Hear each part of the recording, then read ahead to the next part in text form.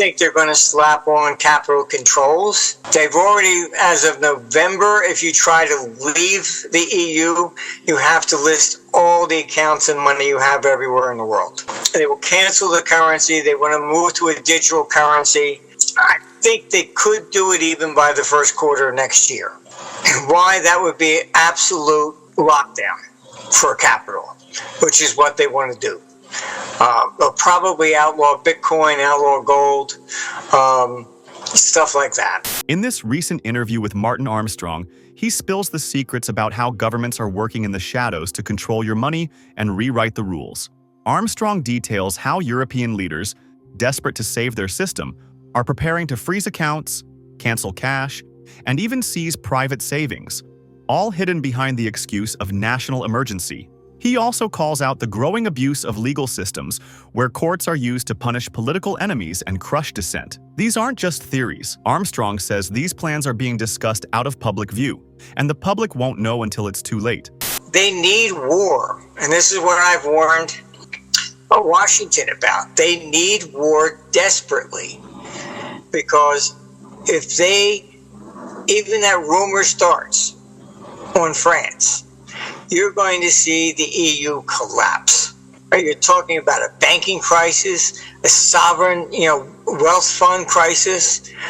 It's a mess, and then what did you have? I don't know if it's going to, they would have to be absolutely stupid to come out with this. But behind closed doors, they're already talking about, we dump $2.3 trillion worth of U.S. debt and force Trump to fund our war against Russia. I mean, forget it. I mean, they're insane. They're completely insane. I have European clients moving money out, moving their families out. It's pathetic. I would be careful with the first quarter next year. Europe is getting very desperate at this stage, and they may attempt to do some sort of a false flag, justify war with Russia ASAP. I think they're going to slap on capital controls.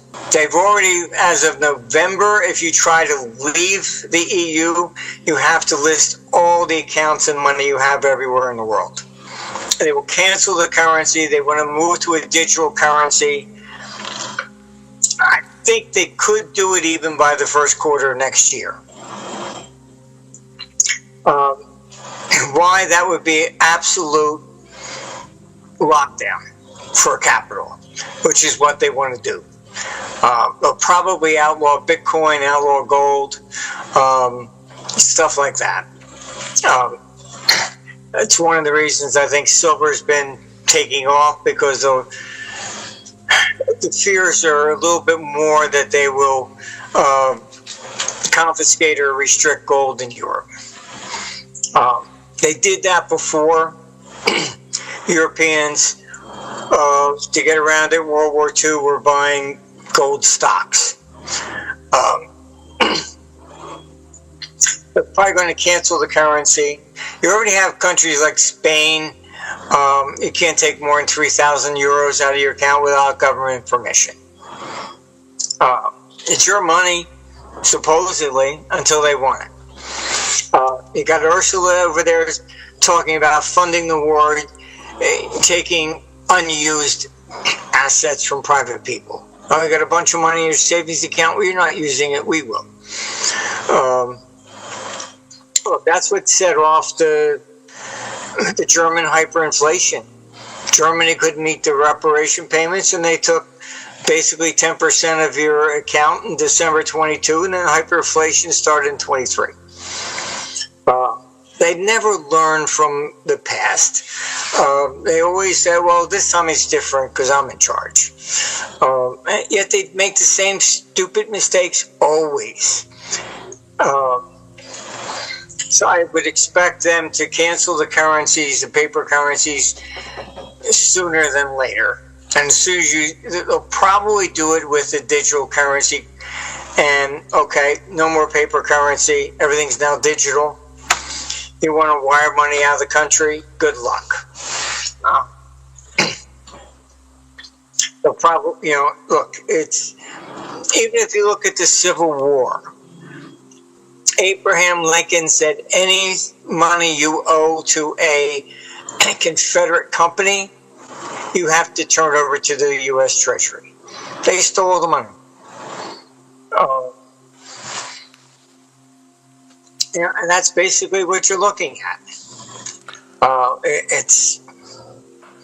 It doesn't look too good. I think 26 is going to be a very interesting year. Armstrong reveals how far authorities are willing to go to protect their power. In Europe, he says, leaders are already moving to block people from moving their money, outlaw cash, and take over private assets under the cover of war. These moves aren't being explained to the public. They're being decided behind closed doors. At the same time, Armstrong warns that the courts, supposed to be neutral, are being turned into weapons for political revenge. From the EU to the US, the pattern is the same. Those in charge rewrite the rules, and regular people pay the price. We're not as bad on the migrant stuff as Europe. Europe, I think you're going to see civil wars. Europe is just a mess. Whatever they could have done wrong, they have done wrong. So what do you think bad will be here a year from now? It'll be worse. Economically, I mean, things like this, Somali fraud and stuff like that, it tends to tarnish everybody. And I can tell you that there are Mexicans here that are legitimate, and they're pissed off at the people that come across the border because they make them look bad. Same thing, in New York. You look at how they rig cases. If you're black, you get a black judge. And why? Because he can give you more time and you can't say it's racist. There was a Chinese ship that ran aground. Miraculously, they had the only Chinese judge. It's the corruption in New York is just off the charts. And the rule of law has collapsed. What they did to Trump, look at what they're doing. Bolsonaro, throwing him in jail. In France, Marine Le Pen, going after her. Same thing in Romania, Pakistan. It's now, one of my favorite books is On Liberty by John Stuart Mills, 1859. And he wrote, "We have yet to free ourselves from the stain of legal persecution. When you use the law for politics, this is what you get." And what the Democrats did with Trump just opened the floodgates. And they call it Trump, it's retaliation. Well, probably to some extent, and it's justified. People like Comey, I mean, come on, it never ends. AI will replace many different things, even artists. But at the same time, I think AI opens another window to the future. I mean, it'd be nice if we replaced all the judges with AI. Then maybe you get a legitimate legal system instead of, who'd you vote for? The message is clear. Governments and institutions are making plans that most people will never see until it's too late. Armstrong's warnings show that the real dangers aren't just economic. They're about freedom, rights, and the unchecked power of those at the top. When leaders hide their moves and use the law as a weapon, everyone's liberty is at risk. If you want to know what's really coming, ignore the headlines and listen to what they're keeping off the record.